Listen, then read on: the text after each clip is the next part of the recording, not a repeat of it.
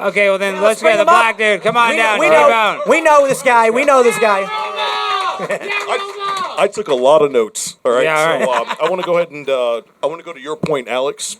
You were talking about Lake and Riley, Yes. right? But also the entitlement programs. We forgot about that, and about all the money that was spent through all the illegal immigrants. As soon as they came in, they had a bunch of. I don't know if there's a bunch of cards with money on them, but I was at the airport. I believe it was last year, and I had somebody walk up to me, and he was an immigrant. And he said, and he talked to me in Spanish, and I knew a little bit of Spanish, but he gave me a bunch of, here we go. He gave me a bunch of cash and was like, hey, can you help me get to New York? I just need you to buy a ticket. And I'm like, I'm sorry, I can't do that. But he had a wad of cash, and he had a backpack on his thing, and he had this app on his phone. Now, do you guys remember about the CBP1? The CB1 app, right? But anyways, so to my point, you said to close the border, right? That will solve all the issues. But how do you get with the president before that sabotaged our own country and sabotaged our borders, allowing all of these other people to come in, and now you're telling the other president that no, you have to follow some sort of standard. Sit down. Thank you. Good job. Great So job. there are, people will use these examples, and first of all, let's be clear. Some of these benefit programs are state-run, some of them are federally run, and one of the reasons why these people are given benefits at all is because oftentimes they don't have authorization to work. Okay, when you're applying for asylum, you can get an EAD, but you have to wait a certain amount of time before EAD is an employment authorization document. You have to wait a certain amount of time before you can apply for EAD. And so in the interim, you're literally making it illegal for this person. Yeah, but 20 million people?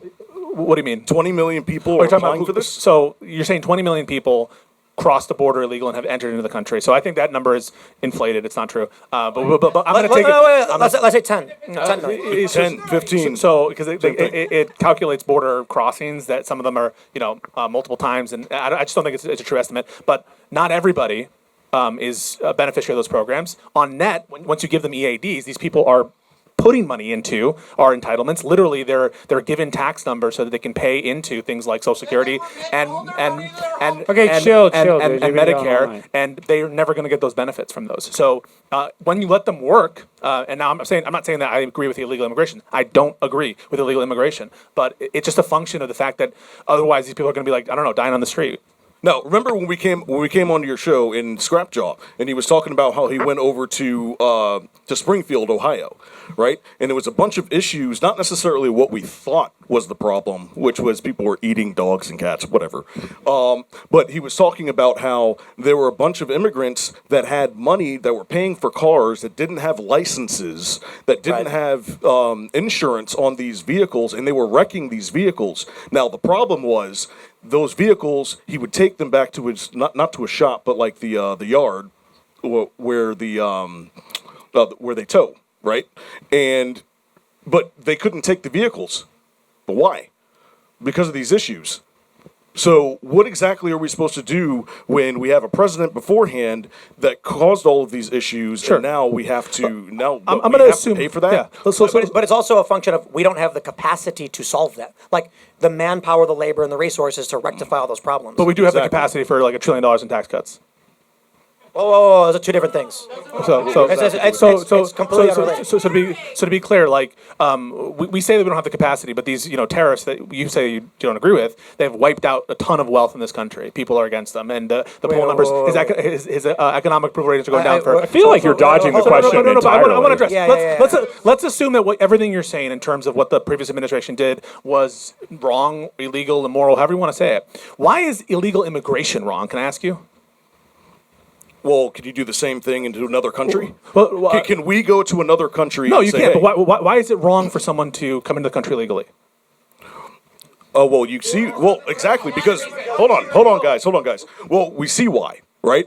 Look at what happened in Italy, all right? You saw what happened on that island. They got ransacked by a bunch of people. There's only 7,500 people that lived there, and there were tens of thousands that just overran that entire island. Look at what's going on in the UK with all the stabbings. Look at what's going on in Canada with all the issues that are going on. So is the I'm hearing crime. I'm hearing economic considerations. I'm hearing fiscal impact.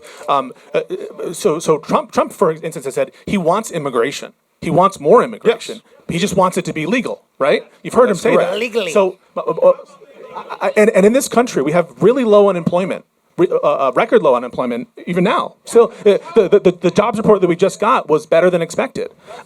So there's a labor shortage in this country in terms of the economic impact. So That's true. Trump wants to bring in. Trump has said that he wants to give green cards to people who complete university in this country. So he's at least as Trump says it, he's okay with immigration. He just wants it to be done legally. Exactly. So Because there's a correct if way your to do problem, I just want to finish the point, then I'll let you guys go. If your problem with immigration at bottom is that it's illegal and disorderly, then your problem is the illegality, and therefore you should be just against illegal actions by the states. So let me answer Actually- why illegal immigration should be illegal. Right, first. That seems redundant, right? It's illegal immigration is when you come to this country outside of our laws for properly managing influx of new people. The reason why we made it illegal, I can give you a real-world example, which is Sweden, for instance.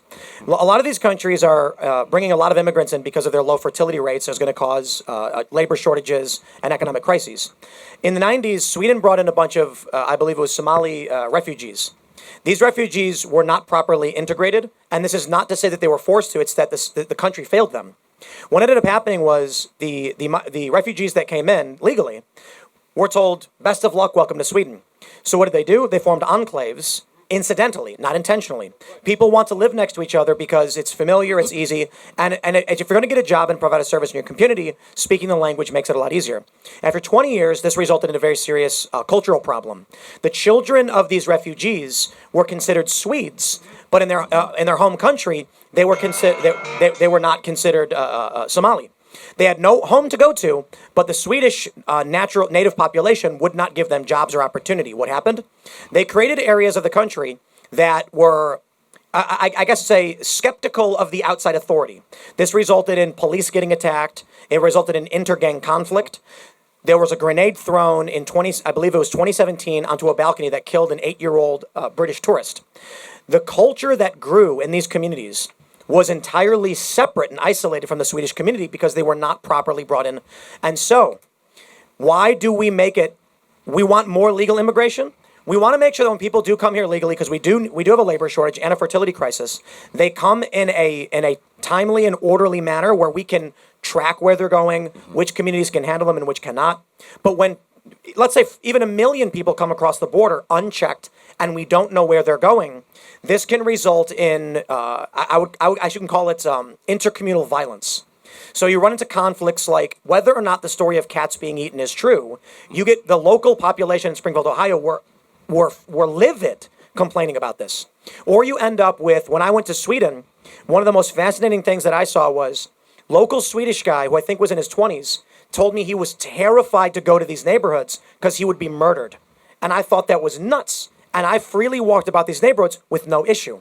But there was still a fear of interracial and interreligious conflict because of a lack of assimilation and integration.